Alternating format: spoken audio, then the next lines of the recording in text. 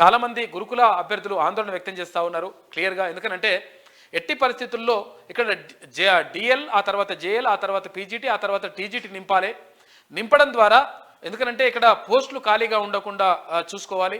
100% backlog ఉండేటువంటి ప్రమాదం ఉంది. కాబట్టి ఎట్టి పరిస్థితుల్లో ప్రభుత్వం దీనిపైన నిర్ణయం తీసుకోవాలని చెప్పేసి వాళ్ళు కోరుతా ఉన్నారు.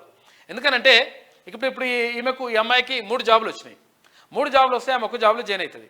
ఆ 2 జాబులకు సంబంధించి అక్కడ ఖాళీలు ఏర్పడి వాటిని బ్యాక్లాగ్గా ఉంచితే నెక్స్ట్ నోటిఫికేషన్ ఫార్వర్డ్ చేస్తే చాలా నష్టం జరుగుతుంది.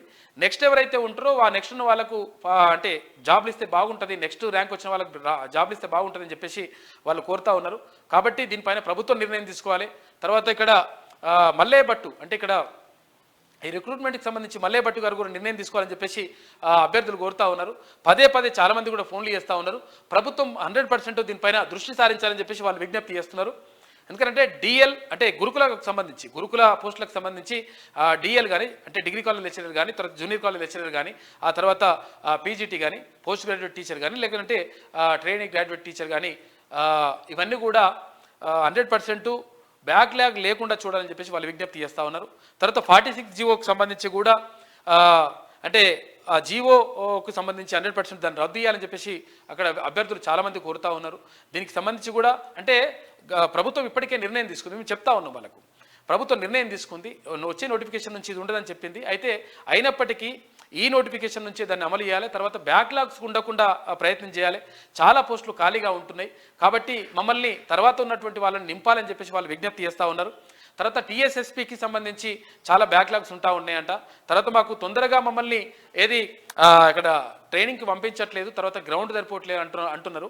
కాబట్టి మమ్మల్ని తొందరగా ట్రైనింగ్కి పంపించాలి, తర్వాత ఈ దఫానే ట్రైనింగ్కి పంపించాలి, తర్వాత 46 జీవోను రద్దు చేయాలని చెప్పేసి చాలామంది అభ్యర్థులు కోరుతూ ఉన్నారు. కాబట్టి ప్రభుత్వం దీనిపైన దృష్టి సారించాల్సిన అవసరం ఉన్నది.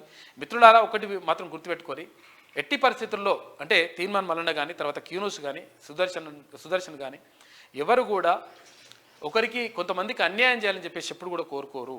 100% ఎవరైతే అన్యాయం జరిగిన వాళ్ళ పట్లనే వాళ్ళ పక్షాన్ని నిలబడతాం 100%.